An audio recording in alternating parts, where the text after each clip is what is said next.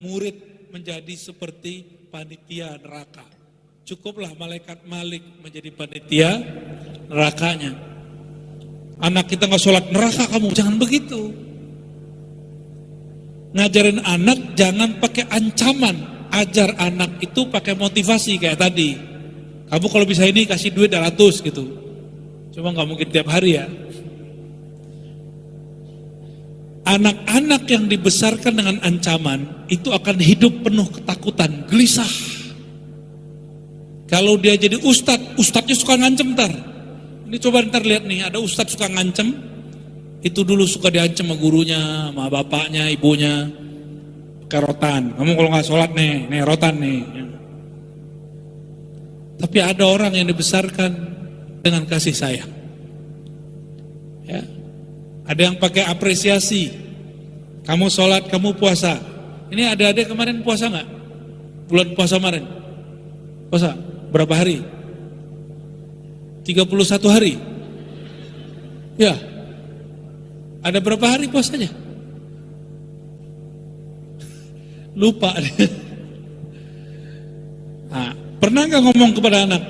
Nah, kalau kamu puasa, genap 30 hari, nanti ayah belikan mainan. Pernah begitu? Itu namanya apresiasi. Banyakkan apresiasi. Tapi jangan sampai tua. Cukup ketika dia sampai umur anak-anaknya habis. Namun kita ini kelewat. Sudah tua masih pakai apresiasi. Maka capek juga tuh paman tuh ya. Udah tua-tua, pikirannya anak-anak. Kalau ketemu, maunya dapat pembagian. Ini namanya badan tua, mental anak-anak. Tapi saya yakin yang di depan ini semuanya udah mateng ya. Mateng tuanya.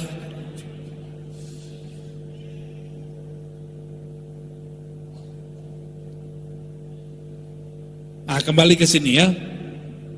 Jadi ciri-ciri orang yang ikhlas, ciri-ciri orang yang hatinya bergantung kepada Allah, dia taat, tidak merasa soleh, tidak merasa suci, dia maksiat, dia tidak putus asa, dia cepat bertobat, dia segera bertobat.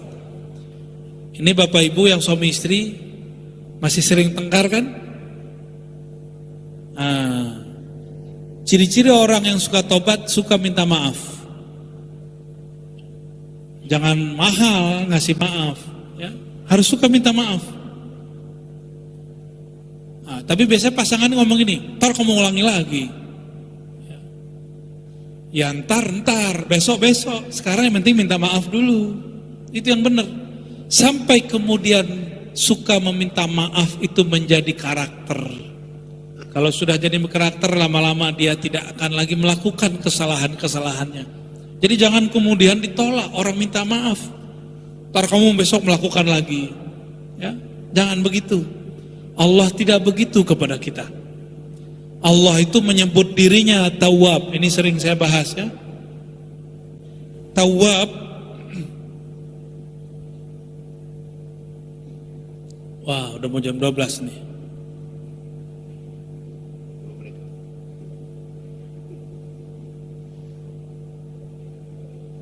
Tawwab. Tawwab ini ada tasdidnya. Apa arti tawwab? Kalau di terjemahan yang maha menerima taubat. Tapi ternyata dalam bahasa Arab, jika di tengahnya itu dikasih tasdid, ini ada teorinya, tapi saya kasih teori gampang aja, nggak usah pakai teori-teori istilah-istilah yang sono ya. Maka ini disebut dengan mubalaghah atau taksir, kira-kira begitu kalau diistilahkan. Allah itu maha menerima taubat yang berulang-ulang, bukan sekali taubat. Itulah rahasianya kenapa selesai wudhu kita baca doa. Apa doanya? Allahumma ja'alni, ayo adik-adik, tuh bapak-bapak tuh udah lupa tuh ya. Allahumma ja'alni minat tawwabin. Ada kalimatnya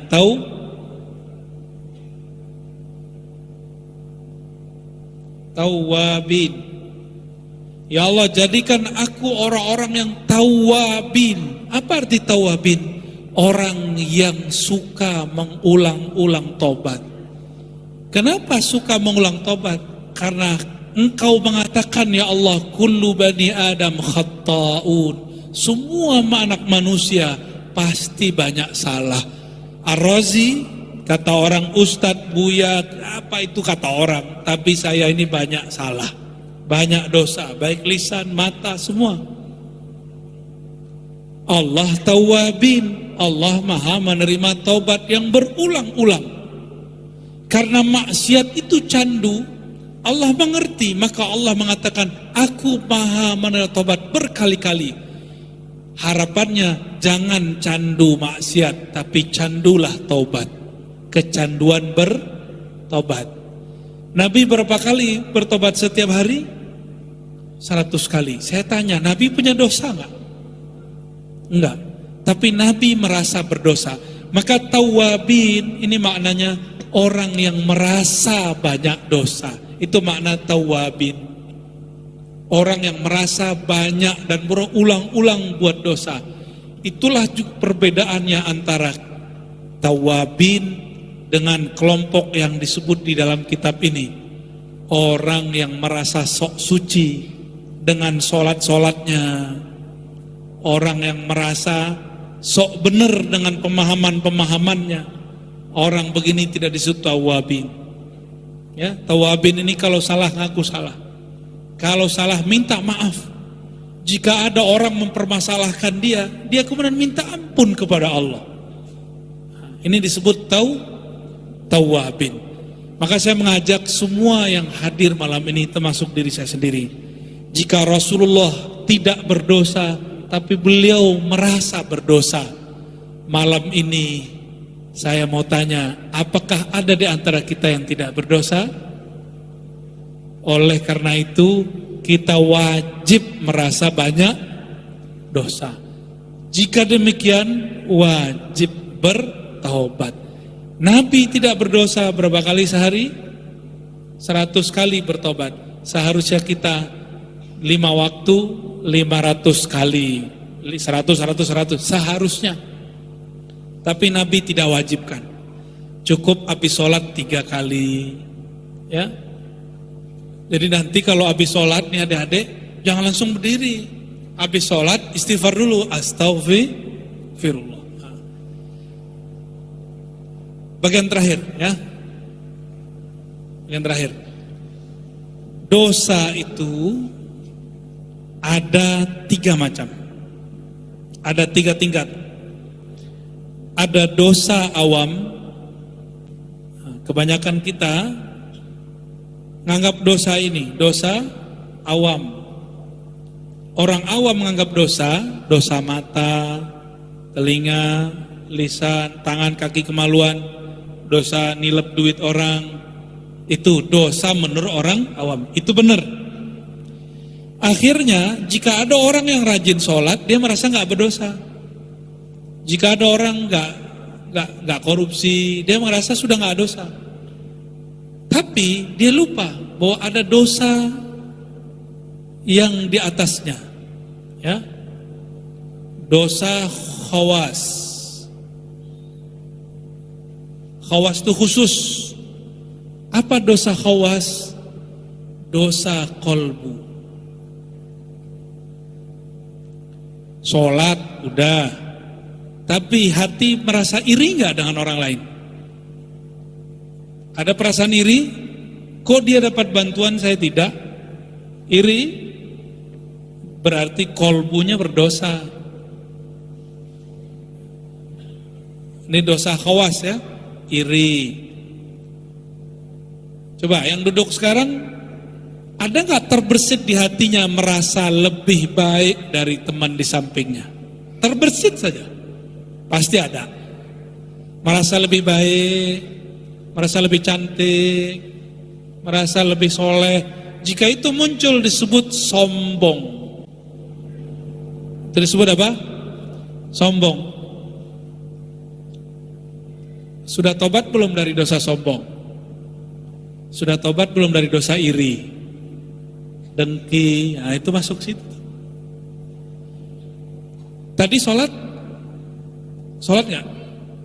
Sholat, benar. Dalam sholat ingat Allah atau lupa?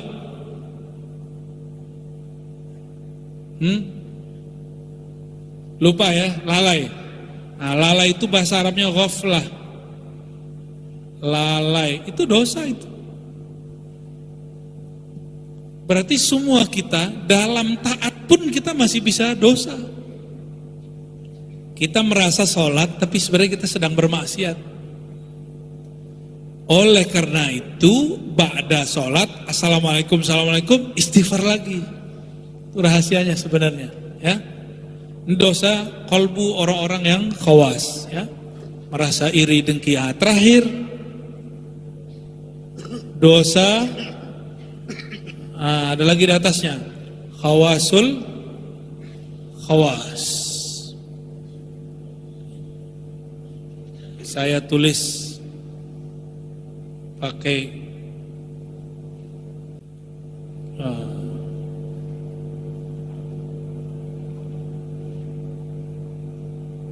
keke aja, khawasul khawas.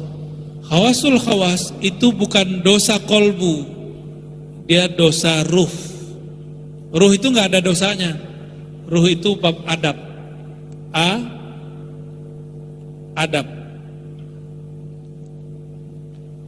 Jika berdoa kepada Allah, lalu hati kita mengatakan, saya sudah minta, sudah doa, kok belum dikasih. Ini namanya adabnya tidak baik.